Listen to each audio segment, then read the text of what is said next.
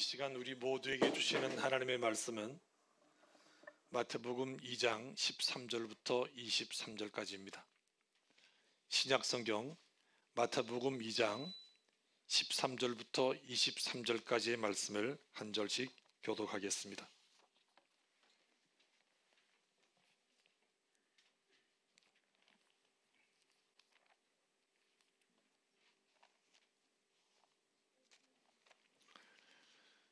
마태복음 2장 13절을 제가 먼저 읽겠습니다. 그들이 떠난 후에 주의 사자가 요셉에게 현몽하여 이르되 헤롯이 아기를 찾아 죽이려 하니 일어나 아기와 그의 어머니를 데리고 애굽으로 피하여 내가 내게 이르기까지 거기 있으라 하시니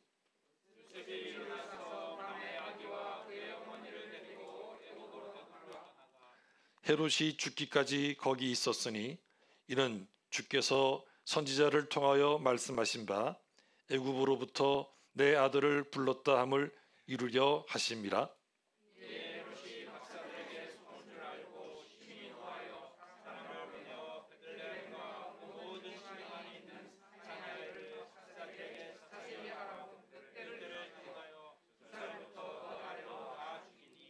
이에 선지자 예레미야를 통하여 말씀하신 바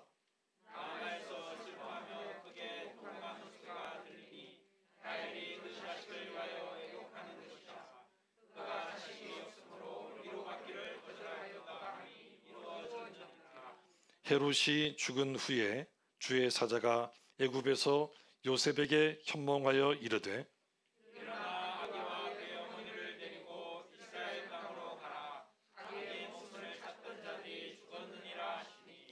요셉이 일어나 아기와 그의 어머니를 데리고 이스라엘 땅으로 들어가니라.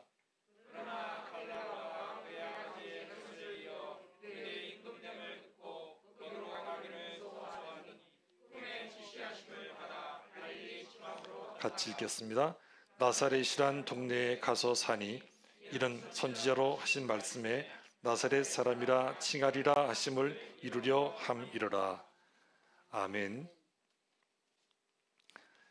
2023년 새해 첫째 주일입니다. 오늘 이 예배에 참석하신 여러분과 여러분의 가정, 여러분의 일터와 직장 위에 하나님의 크신 은혜가 함께 하시기를 간절히 기원합니다. 지난 주일이 성탄 주일이었습니다. 예수님은 다윗의 동네라고 알려진 베들레헴에서 태어나셨습니다. 따라서 예수님을 말할 때 그는 베들레헴에서 태어난 베들레헴 사람이라 이렇게 말해야 할 것 같은데 성경을 보면 예수님을 베들레헴 예수님, 베들레헴 예수 이런 말은 없고 나사렛 예수라는 말만 나옵니다. 먼저 마가복음 1장 23절과 24절을 보면 귀신 들린 사람이 예수님께 이렇게 말합니다. 나사렛 예수여. 귀신이 다 아는 것은 아니지만 그래도 귀신처럼 안다고 귀신이 예수님을 하나님의 거룩한 자로 알았고 또 예수님을 부를 때 나사렛 예수 이렇게 불렀다는 것입니다. 당시 사람들도 예수님을 나사렛 예수로 알았습니다. 마가복음 10장에 보면 여리고에 있던 맹인 거지 바디메오가 예수님을 만나서 눈을 뜨는 이야기가 나옵니다. 근데 바디메오에게 예수님을 알려준 사람이 나사렛 예수가 지나간다 이렇게 말을 해 주었습니다. 그러니까 당시 사람들 사이에는 예수님이 저분은 나사렛 사람이다 이렇게 거의 알고 있었다는 말입니다. 또 마가복음 14장에 보면 예수님께서 대제사장들이 보낸 사람들에게 체포되어서 끌려갔습니다. 이때 베드로가 멀찍이 예수님을 따라갑니다. 그리고 불을 쬐고 있는데 대제사장의 요종 하나가 이렇게 말합니다. 당신 나사렛 예수와 함께 있었던 사람이 아니냐 이렇게 말을 한 것입니다. 그러니까 당시 대제사장의 여종까지 예수님을 나사렛 사람이라고 알고 있을 정도였으니까 거의 이 사실은 모든 사람이 알고 있는 사실이었다는 것입니다. 이뿐만이 아닙니다. 마가복음 16장에 보면 예수님께서 부활하신 이야기가 나옵니다. 마가복음 16장 5절과 6절을 제가 읽어보겠습니다. 무덤에 들어가서 흰 옷을 입은 한 청년이 우편에 앉은 것을 보고 놀라매 청년이 이르되 놀라지 말라. 너희가 십자가에 못 박히신 나사렛 예수를 찾는구나. 그가 살아나셨고 여기 계시지 아니하니라. 보라, 그를 두었던 곳이니라. 여기 나오는 청년은 천사입니다. 천사가 이런 말을 합니다. 너희가 지금 십자가에 못 박힌 나사렛 예수를 찾는 것 아니냐, 이렇게 말을 했다는 것입니다. 사도행전 3장에 보면 성전 미문 앞에서 구걸하던 사람이 베드로를 통해서 걷게 되는 이런 역사가 나옵니다. 그때 베드로가 이렇게 말합니다. 은과 금은 내게 없거니와 내게 있는 이것을 내게 주노니 나사렛 예수 그리스도의 이름으로 일어나 걸어라. 베드로는 제자 가운데서도 아주 대표적인 제자라고 말할 수 있는데 이 베드로도 예수님을 나사렛 예수 이렇게 말을 한 것입니다. 이보다 더 결정적인 증거가 있습니다. 그것은 예수님께서도 자신을 나사렛 예수라고 말했다는 것입니다. 사도행전 22장에 보면 사도 바울이 다메섹에서 회심한 이야기를 이렇게 이야기합니다. 사도행전 22장 7절 8절입니다. 내가 땅에 엎드러져 들으니 소리이서 이르되 사울아 사울아 내가 왜 나를 박해하느냐 하시거늘 내가 대답하되 주님 누구시니까 하니 이르되 나는 내가 박해하는 나사렛 예수라 하시더라. 바울이 주님으로부터 나사렛 예수다 이 말을 들은 것입니다. 예수님께서 분명히 베들레헴에서 태어나셨는데 왜 예수님은 나사렛 예수라고 알려졌을까? 그리고 왜 예수님은 자신을 나사렛 예수라고 말씀하실까? 가장 큰 이유는 예수님의 부모님들이 나사렛에서 살았습니다. 마리아도 요셉도 다 나사렛 출신입니다. 그리고 예수님도 나사렛에서 성장하셨습니다.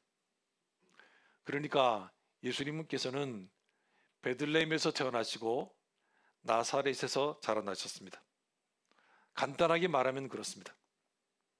그런데 이 베들레헴에서 태어나서 나사렛에서 자라기 과정이 순탄치 않았습니다.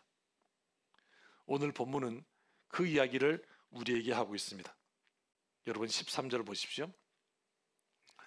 그들이 떠난 후에 여기서 그들은 이 동방박사를 말합니다. 주의 사자가 요셉에게 현몽하여 이르되 헤롯이 아기를 찾아 죽이려 하니 일어나 아기와 그의 어머니를 데리고 애굽으로 피하여 내가 내게 이르기까지 거기 있으라. 이 말을 천사가 예수님의 아버지 요셉에게 해준 것입니다. 동방박사들은 별을 보고 이스라엘 땅 예루살렘으로 찾아갔습니다. 그리고 헤롯을 만나서 유대인의 왕이 어디 있냐 이렇게 묻습니다. 그때 헤롯은 박사들에게 별이 나타난 때가 언제인지 정확한 시간을 물어봅니다. 그리고 나중에 그 때를 기준으로 2살 아래의 아이를 다 죽입니다. 자기가 왕인데 또 다른 유대인의 왕은 필요 없다는 것입니다. 그런데 이런 일이 있기 전에 하나님의 천사가 요셉의 꿈에 나타납니다. 그리고 요셉에게 여기 있지 말고 애굽으로 피하라 이렇게 알려주었습니다. 마귀는 헤롯을 통해서 아기 예수님을 죽이려고 했습니다. 하나님의 구원의 역사, 십자가의 역사를 어떻게든 막아보려고 방해를 했던 것입니다. 그렇지만 하나님께서는 천사를 통해서 이 위험을 피하게 해주셨습니다. 그리고 요셉은 순종을 한 것입니다. 이런 분이 계실 수 있습니다. 목사님, 정말 천사가 있습니까? 지금도 하나님은 천사를 통해서 일하고 계십니까? 여러분, 사람의 말이 중요하지 않습니다. 제가 뭐라고 말하는 것이 중요한 것이 아니라 성경이 무엇이라고 말하고 있는가가 중요합니다. 성경은 천사가 있다고, 수많은 천사의 이야기가 성경에 기록되어 있습니다. 그렇지만 지금도 하나님께서 천사를 통해서 일하고 계십니까? 하나님께서는 천사를 통해서 우리의 위험을 피할 수 있도록 지금도 알려주십니까? 이런 분이 계시다면 저는 되묻고 싶습니다. 하나님께서 그렇게 하시지 못할 이유가 있습니까? 무에서 유를 창조하시는 분이신데, 그리고 지금도 그분이 살아계신데 그분에게 불가능한 일이 있겠습니까? 그분이 어떤 일을 하시고 싶은데 그분에게 제한이 있겠습니까? 저는 이렇게 반문하고 싶습니다. 김문선 권사님의 여동생이 부산에 살고 계십니다.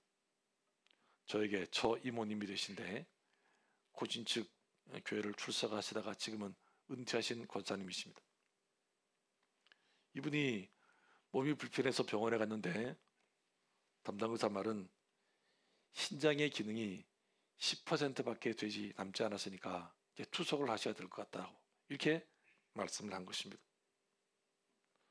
이 말을 듣고 이제 이 이모님이 김원성 권사님에게 전화를 했어요. 언니, 큰일 났다고. 의사가 나보고 신장 투석을 해야 된다고 막 울면서 전화를 하신 거예요. 그러자 김원성 권사님이 그래 뭐 우리 기도하자고. 그래서 두 분이 이제 막 전화로 기도를 열심히 하셨어요. 얼마 지나지 않고 다시 진단을 받았는데 의사의 말이 신장 기능이 20%까지 좋아졌다는 거예요. 여기 의사 선생님도 계신데 뭐 저는 잘 모르겠습니다. 뭐 담당 의사가 그렇게 말을 한 것입니다. 20%면 신장 투석을 안 해도 된다는 것입니다. 그래서 이분이 또 언니 기도해줘서 고마워 이러니까 권사님이 그렇게 대답하셨다는 거예요. 내가 고맙나? 하나님이 고맙지. 의사의 오진일 수도 있습니다. 그런데 분명한 사실은 기도를 했는데 이런 일이 일어났다는 것입니다. 여러분, 언니가 동생을 위해서 기도한 것이 잘못입니까? 언니가 동생의 아픔을 자기 아픔으로 생각하고 하나님께 함께 기도했는데 그 기도가 잘못된 기도입니까? 우리가 기도할 때 문제가 해결될 수도 있고 해결되지 않을 수도 있습니다. 그렇다고 해도 기도하는 것이 잘못된 일입니까? 오히려 어떤 심각한 문제가 있는데 기도하지 않는 것이 더 잘못된 일이 아니겠습니까? 기도를 할 수 있는데 기도하지 않는다면 그것이 잘못된 일이 아니냐 하는 것입니다. 나는 할 수 없는데 하나님은 하실 수 있습니다. 이것이 우리의 믿음이 아니겠습니까? 내가 할 수 있는 일을 하나님도 하시고 내가 못하는 일을 하나님도 못하시면 우리가 그런 하나님을 왜 믿어야 하겠습니까? 나는 할 수 없는데 하나님은 하실 수 있습니다. 그래서 우리가 하나님을 믿는 것 아니겠습니까? 꿈을 통한 하나님의 인도하심도 마찬가지입니다. 하나님께서는 꿈을 통해서도 우리를 인도하십니다. 우리의 모든 일을 언제나 꿈을 통해서 인도하시지는 않지만 어떤 경우에는 그분이 꿈을 통해서 우리를 인도하십니다. 마지막 날에 이런 찬송이 있습니다. 아마 대부분 아실 것입니다. 마지막 날에 하나님께서 하나님의 영을 부어주시면 자녀들은 예언을 하고 청년들은 환상을 보고 아비들은 꿈을 꾼다는 것입니다.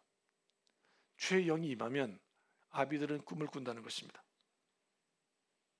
이 가사는 구약성경 요엘서 그리고 신약성경 사도행전에서 나온 그런 가사입니다.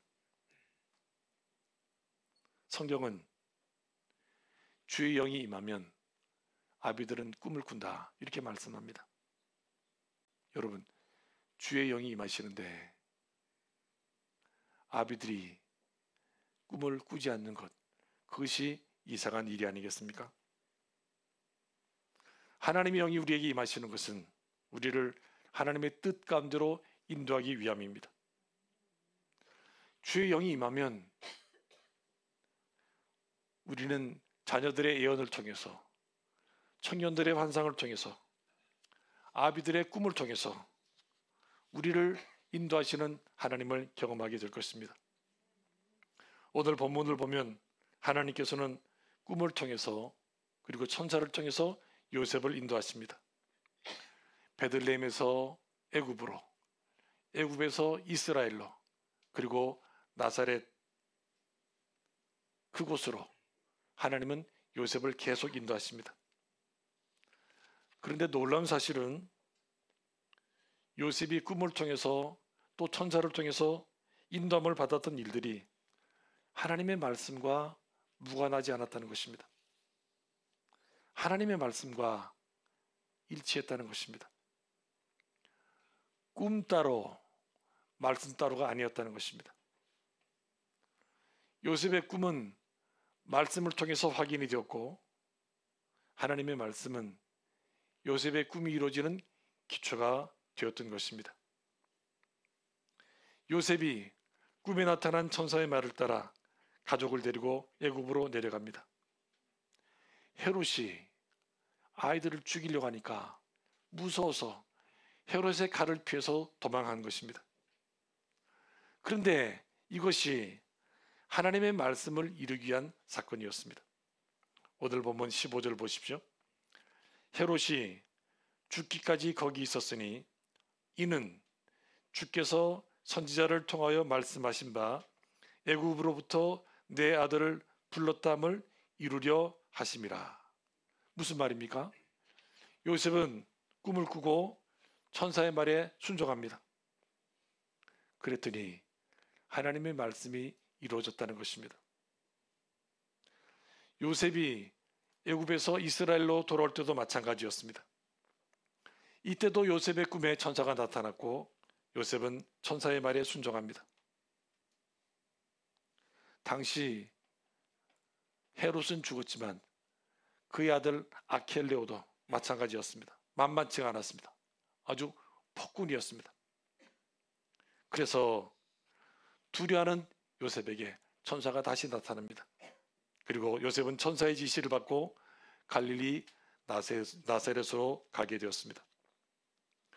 그런데 결과적으로 보면 이 또한 하나님의 말씀을 이루는 사건이 된 것입니다.